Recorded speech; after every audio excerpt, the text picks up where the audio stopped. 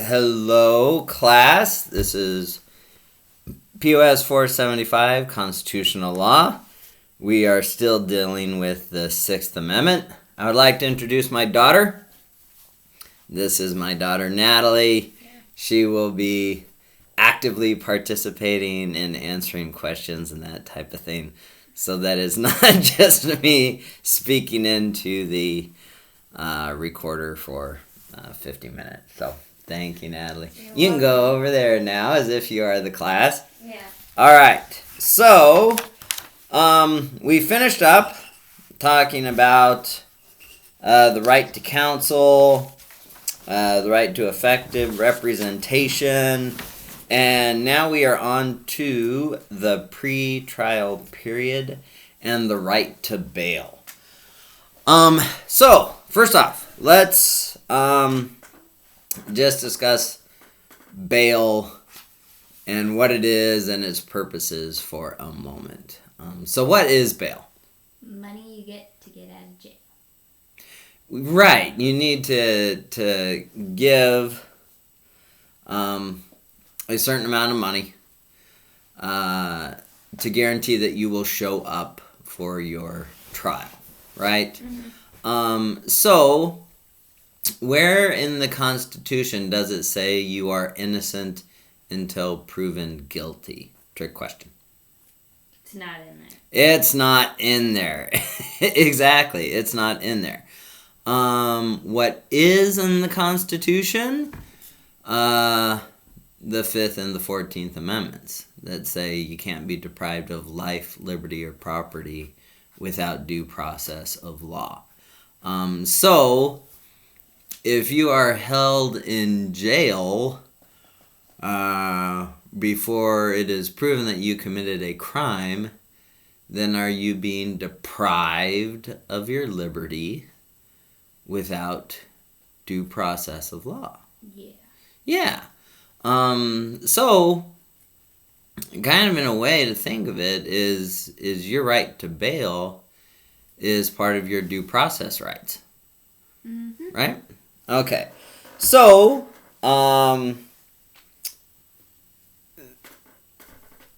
once we acknowledge that, now we get into how much bail is set at and what judges can consider, right? Mm-hmm. So, individuals charged with misdemeanors are automatically eligible for bail. And the amount is usually set according to a specific fee schedule. So why do you think those charged with misdemeanors are automatically eligible for bail? Well, it's not like they're like criminal masterminds or Right. Exactly. Probably just like, oh, okay, you need to show up for this. Exactly. And so it's not like they're like, oh my gosh, I've been accused of this. I'm fleeing to Costa Rica, you know? So they're not much of a flight risk. Also, there's a lot of people that get accused of misdemeanors. And the courts need to be able to process these fairly quickly, right?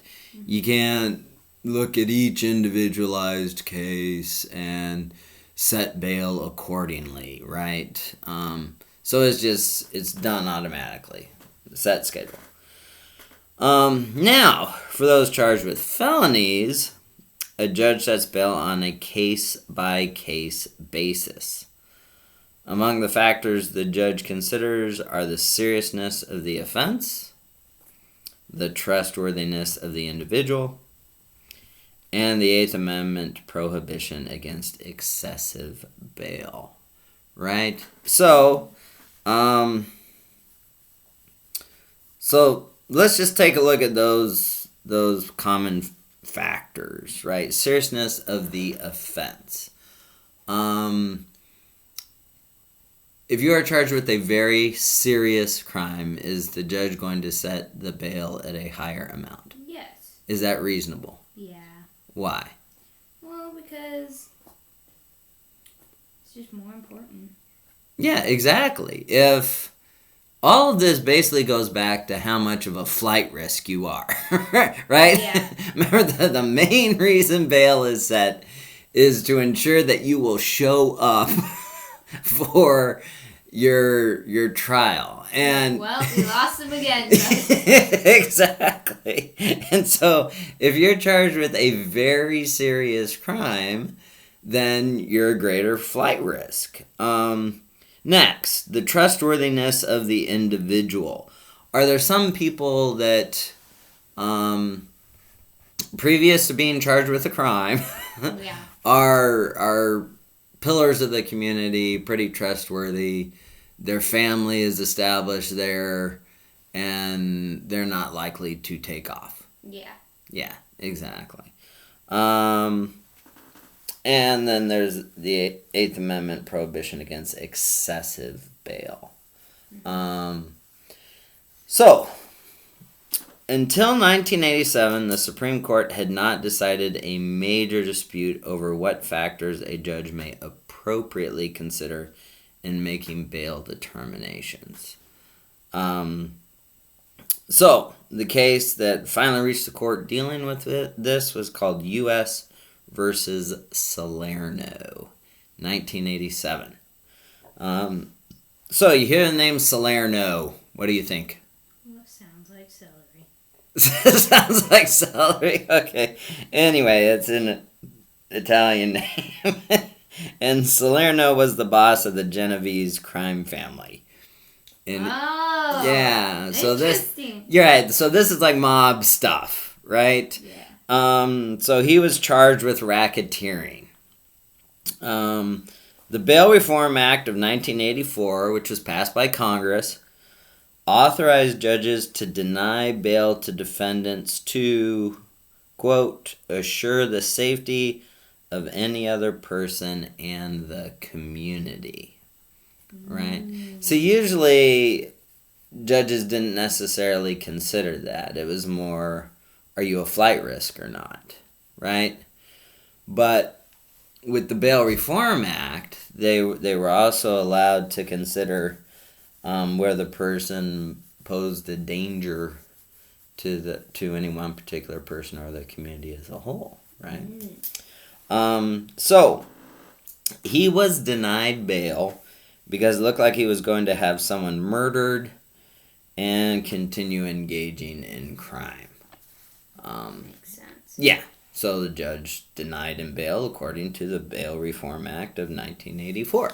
So did the judge think what he was doing was 100% constitutional? Yeah. Yeah, absolutely. He's like, I'm just doing what Congress has allowed me to do. But this guy said, nope, that's not a factor you can consider when setting bail and denying bail. So the case reached the Supreme Court, and the court upheld the Bail Reform Act of 1984, and they upheld Salerno's denial of bail, right? So, no bail for you. Yeah, exactly. So, what basically is the court saying here? Are judges able to take into account a wide variety of factors when determining bail? Yeah. Or are they limited to a fixed set number? Wide variety. Wide variety, exactly. That's one of the things that kind of emerges from this case is judges can consider a variety of factors when determining bail. Different circumstances. Yeah. And so that was the ruling of the court. Now, Thurgood Marshall dissented in this case. And he basically said that the act violates the presumption of innocence, which has developed over centuries and we have fought long and hard for, right? So he says that's just basically part of a civil society, not living in an authoritarian society is you're innocent until proven guilty. But the court, disagreed and felt that, a short time, you can be denied bail in situations like that. So, what do you think of that ruling? Good, bad? I think it makes sense. Yeah? Because, it's not like you can only go through just like a checklist. Right. Of determining if someone is going to be able to return to their home and their own personal life after they've committed a serious crime. Yeah. So. Yeah. Also, what is one of the fundamental reasons why we establish government? Protect the people. Protect people from harm. Absolutely. Right? And so, if it looks like someone's going to do that, even though they haven't had a formal trial yet, then a judge can deny that person bail. So, there it is. All right. Now, on we go to the Sixth Amendment and fair trials, and we're going to talk about speedy trials. Are you guaranteed a speedy trial? I think so, yeah. Yeah, absolutely. You're guaranteed a speedy trial. So the question comes up, well, how long is speedy? 1 year, 2 years, 3 years? Okay, so in the first case we're going to talk about, it's not in the current edition, but it was in previous editions for years, so we'll just talk about it. It's called U.S. versus Marion. It was decided in 1971. And basically, this looks at the period from when the crime was committed until you are indicted. That is, you're formally charged with an offense. Right? In U.S. versus Marion, there were a series of articles in the Washington Post published in October 1967 that alleged fraudulent practices by home improvement firms, including a company called Allied Enterprises. One of the articles quoted a U.S. attorney who said indictments would be forthcoming. Allied was not formally indicted until April 1970, right? So the articles were published in October 1967 that quoted a U.S. attorney saying indictments will be forthcoming, but Allied was not formally indicted until April 1970. What do you think? Does that sound like too long to wait along? Well, yeah. It's like 2 years. If you count like it was in October. 2.5 years, yeah. So, I don't know. That seems like a long time. Yeah. All right. Well, the court approached it a little differently, and they held that the Speedy Trial Clause does not apply to the time before the formal charges are issued. So, from commission of the crime to arrest or indictment, they said your right to a speedy trial doesn't cover that period. So that can take as long as it needs to take. Now, some states have statutes of limitations on certain crimes, right? Yeah. But the thing is, as far as the Constitution is concerned, states, the federal government can wait as long as they want from when you committed a crime till you are indicted. And when you think about it, in ways this makes a lot of sense. If you committed the crime way back here and you're not indicted till here, are you still free the whole time? Yeah. Yeah. And if you're innocent, who cares? Right? No big deal. It's like you have a clear conscience, you haven't done anything wrong. What's the problem? Now, if you're guilty, that may be an uncomfortable period of time for you. On a psychological level, telltale heart. Yeah, telltale heart. Exactly. But the thing is, you're still free. So it's hard to make the argument you've been denied certain freedoms and that type of thing when you haven't been indicted yet. So, yeah, so, and there can be all kinds of reasons why it takes the government a long time from when you committed the crime to formally indict you. Does it take a long time to gather evidence? Oh, yeah. Yeah. Can it take a long time to find witnesses? Mm-hmm. Yeah. So it sometimes takes a long time to build a case, and you want to make sure everything is in order before you indict someone. Because once you bring someone to trial, how many shots do you get at them? One, exactly, because of the double jeopardy clause of the Constitution. So you can't, as a prosecutor, you can't say, oh, gee, we should have taken more time to gather more evidence. Messed up there. You've got to make sure that you've gathered all the evidence and you have a strong case and then move forward at that point. Mm-hmm. Okay. So that takes us to the question of post-indictment delay. Now, just to make sure 100% clear, do you know what indictment is? What happens when you're indicted? Nope. That means you are formally charged with an offense. Like shining a laser pointer at a helicopter, right? Yeah. Interfering with an aircraft or shining a light in the eyes of an officer while on the line of duty, right? You're indicted. Those are the formal charges. Until then, you're like, well, I was just shining a laser pointer. You know, oh, what'd I do? Well, you did two things wrong. Broke federal law. You interfered with an aircraft while in operation. Indict you on federal charges. Uh-oh. Yep. And you shined a light in the eyes of an officer while in the line of duty. Violated state law.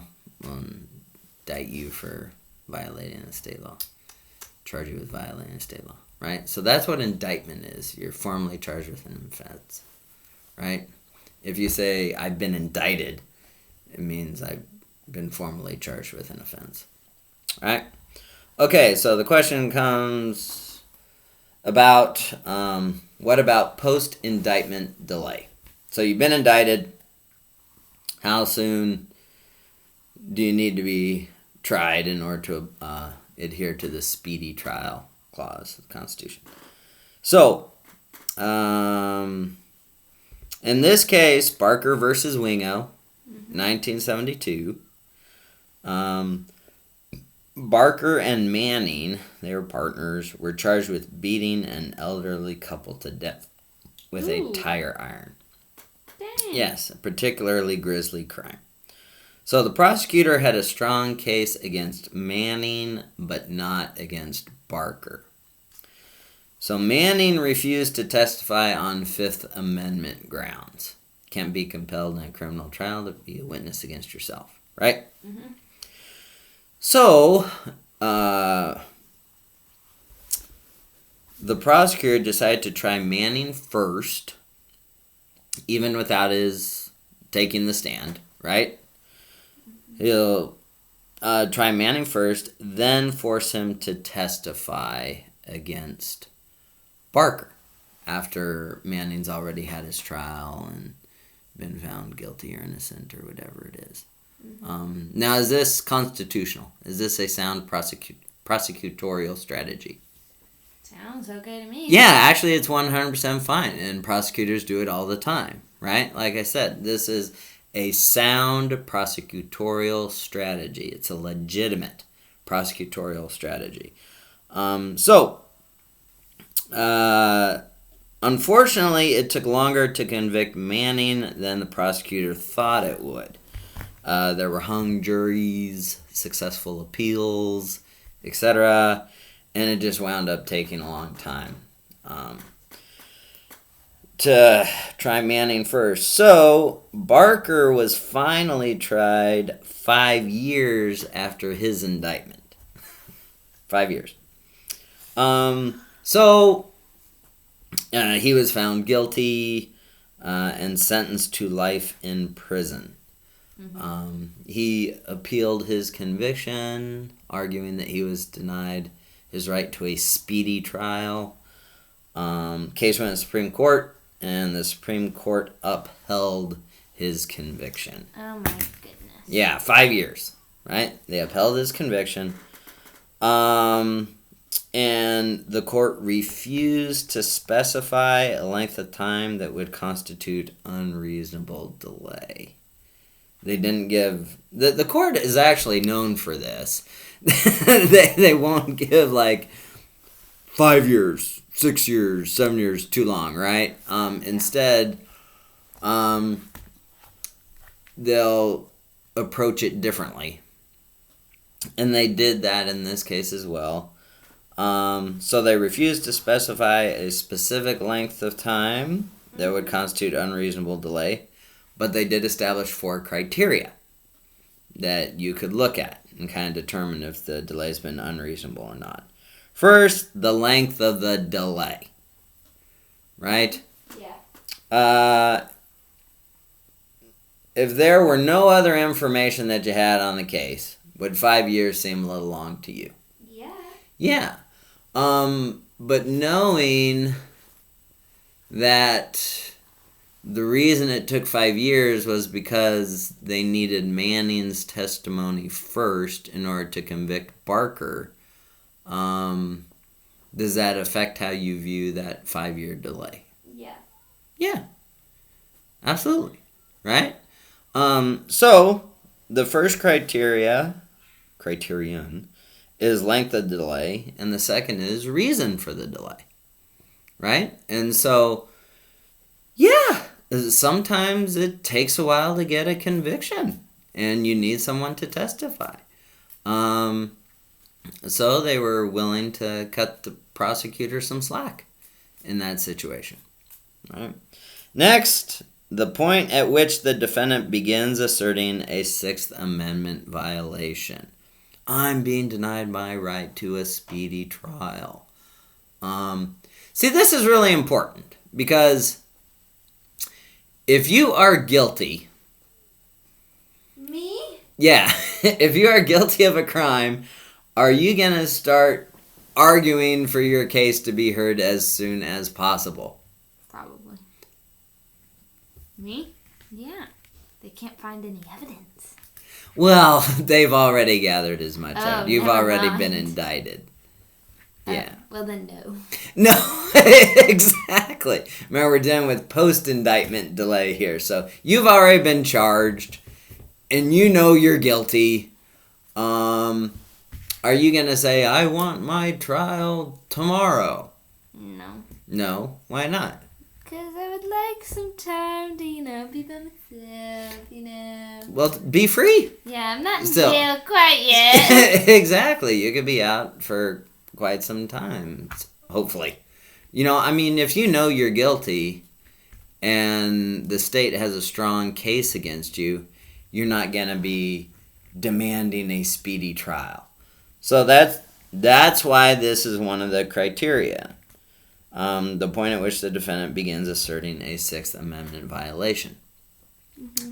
If the 5 years go by, like they did in Barker versus Wingo, yeah, and Barker never asks for his case to be heard more quickly, well then you have no claim that you've been denied a speedy trial. You need to request that. Mm-hmm. Alright. So next, whether the delay prejudiced the defendant's case. So let's start looking at that. Another way of looking at it is whether the delay disadvantaged the defendant's case. Now, in criminal cases, the government has to prove beyond a reasonable doubt that you committed the crime, right? Beyond a reasonable doubt. So say there are witnesses right? As time passes, do people usually remember things better or forget? Forget. They usually forget, right? And so, if time goes by, who does that usually benefit? The defense or the prosecution? Defense. The defense, exactly.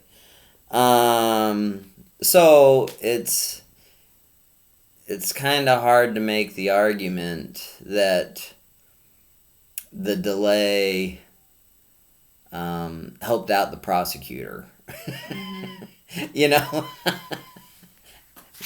Good point, right? Okay, so those were the criteria that the court set.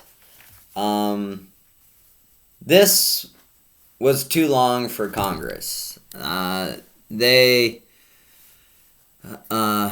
It's interesting to see the three branches interact. Legislative, executive, and judicial. So the Supreme Court established these 4 criteria. Congress read the opinion in Barker versus Wingo. Remember, a lot of members of Congress have legal backgrounds. A lot were attorneys and that type of thing. And they looked at the court's reasoning and they said, no, this is too long.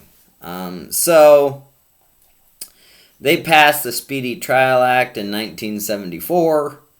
It required indictment within 30 days of arrest, arraignment 10 days after indictment, and then trial 60 days after arraignment.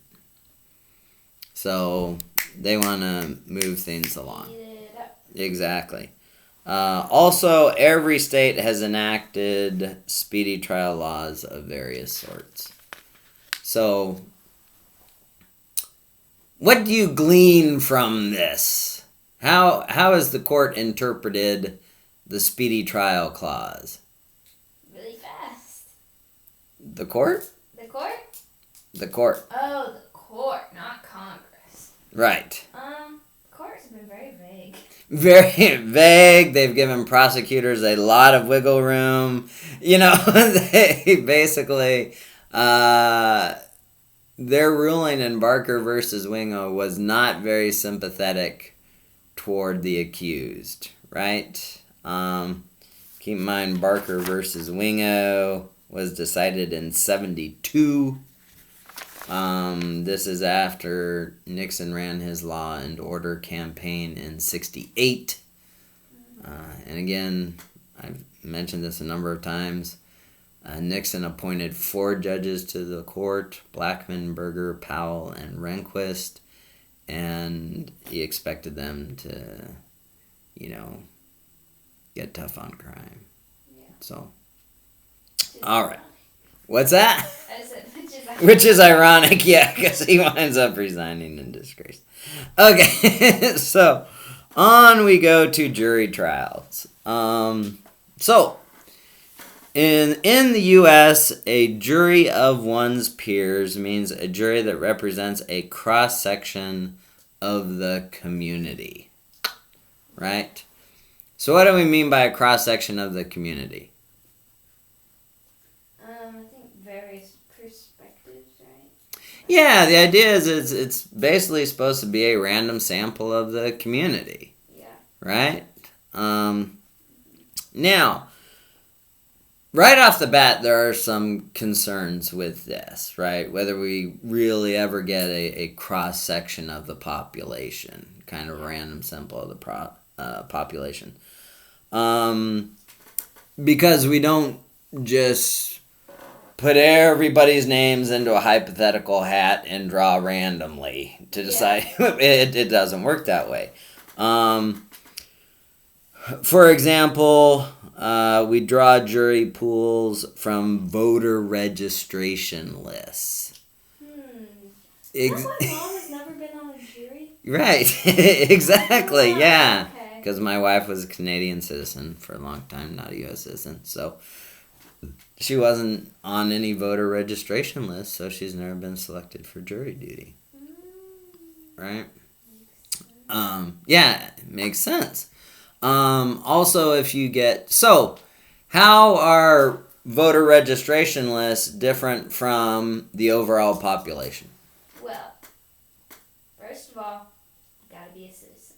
Yeah. A lot of people aren't citizens. Well, not everyone. Yeah. But people. But anyway. Also, doesn't economic background have something to do with it? Yes. Excellent answer. In general, registered voters are of a higher socioeconomic status than the overall population. Non-registered voters, exactly. So there's problems right off the bat with whether you're really guaranteed a jury of your peers. Also,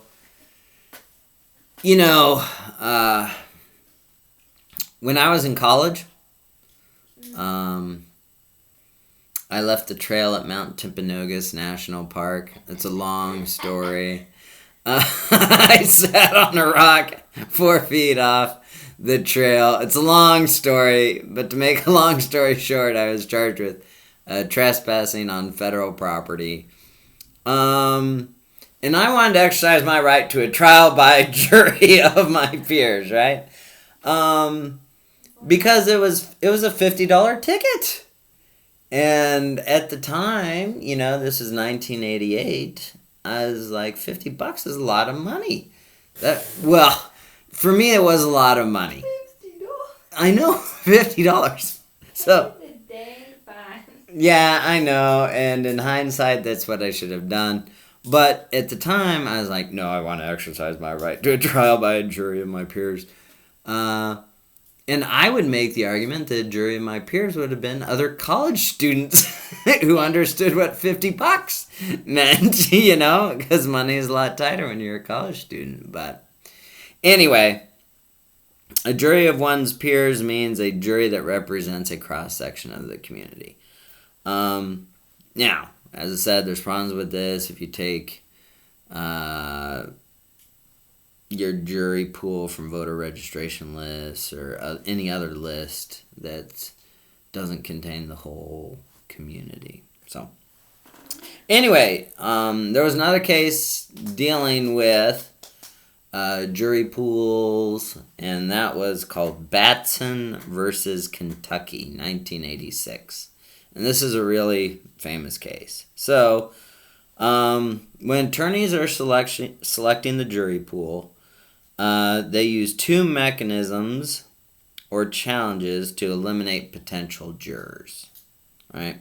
The first is challenges for cause. Now, these are unlimited, but they must be explained, such as conflict of interest or expressions of extreme prejudice. Right? So, if someone exhibits obvious animus toward a particular racial group, a particular religion, they're openly hostile toward a particular religion or racial group or something like this, then attorneys can have them removed, and you can remove as many of these people as show up. If you're in an area of the country where there's a lot of these types of people, then you can just keep getting them removed, right? And you're not being on the jury, so they're unlimited in number. But you have to explain to the judge why you're doing it. This person is obviously hostile toward this group that my client belongs to. My client's Jewish. This person's obviously anti-Semitic. Should be removed. Fine. Gone. Right? And these are unlimited. Okay. What do you think about that? Being able to remove. Yeah, makes sense. Right? Okay. Next are peremptory challenges. And there's a fixed number of these. So these are more strategic. Right? And they don't need to be explained. No reason needs to be given. Right? you as a prosecutor, or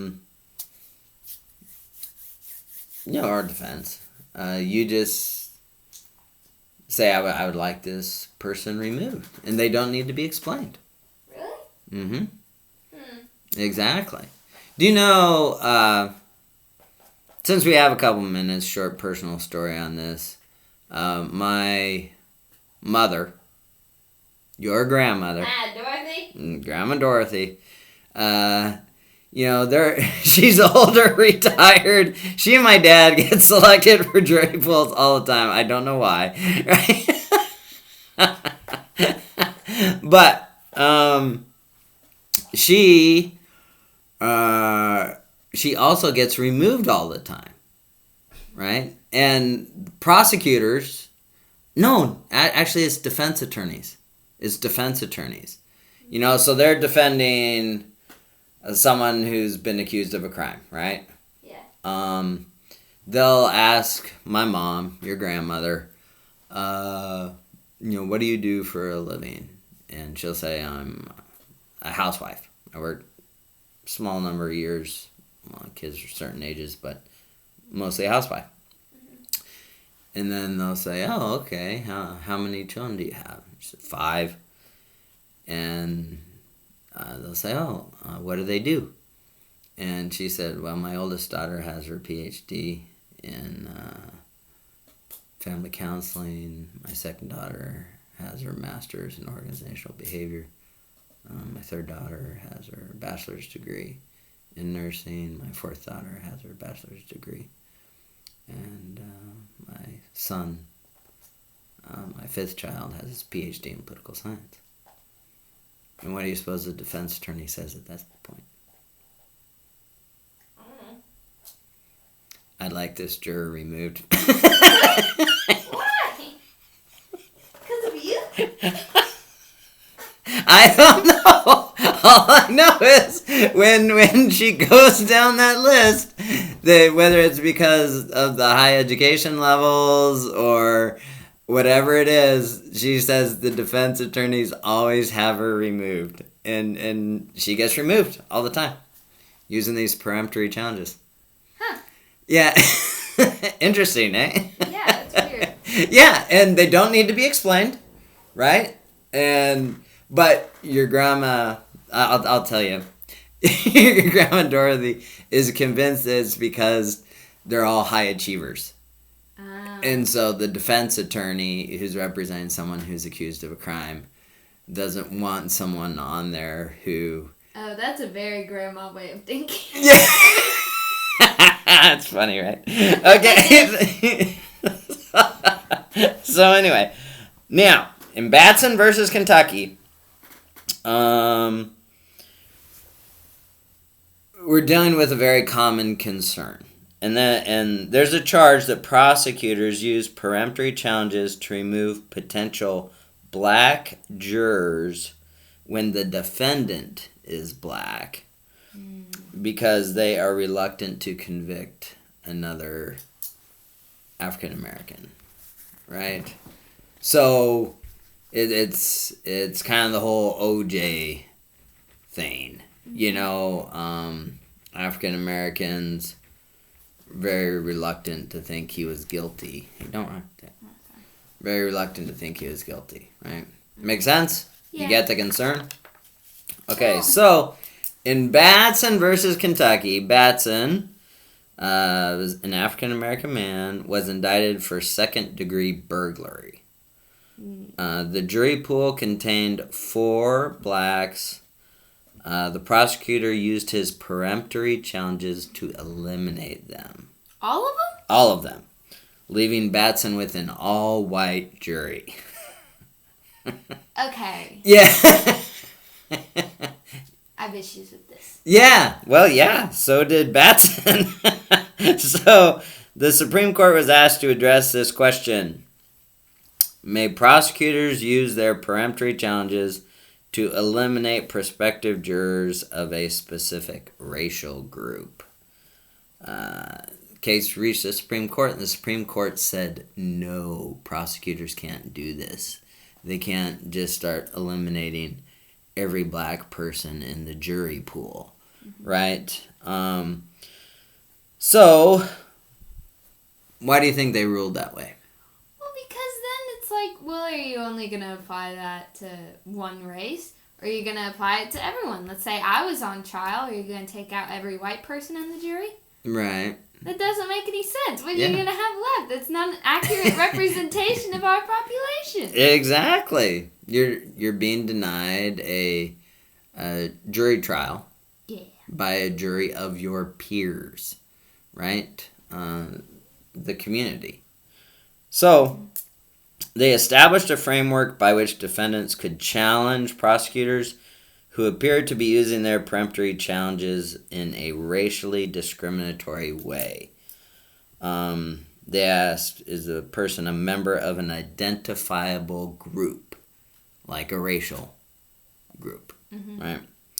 Is the prosecutor using challenges in a systematic fashion based on race or other factors, etc., So, if the prosecutor allows one African American, but then eliminates another one, then allows one, then eliminates, it's hard to make the argument that they're doing it in a systematic fashion, right? Consistent, systematic fashion. Something else is going on, right? But that's basically the framework that was established. You can't start removing members of identifiable groups, and the most obvious one is racial groups, using your peremptory challenges. Now, you have been in the class long enough to know not every justice agrees with every ruling. Guess who dissented in this case? Is it Scalia? It is Scalia. Scalia dissented in this case. He's so fascinating in these dissents, right? So Scalia dissented in this case, and he said basically the Constitution is silent on this matter. The whole point of peremptory challenges is they do not need to be explained. And, well, see, yeah, he always makes interesting arguments, doesn't he? Yeah. He's a peremptory challenges by definition don't need to be explained. The Constitution's silent on the matter, and we shouldn't interfere with it. And prosecutors can do what they think will be best. Yeah. Now, since we have a few minutes, I have a former student who's now a prosecutor. He's in a county south of Shelby County somewhere. And he deals with... Don't shoot the table. Yeah, he deals with the Batson ruling on a daily basis because he's a prosecutor and he has to select jury pools, right? And he knows if he has, say for example, an African American defendant, he can't start just eliminating all African American people that are in the jury pool, right? Mm-hmm. Makes sense? So, well,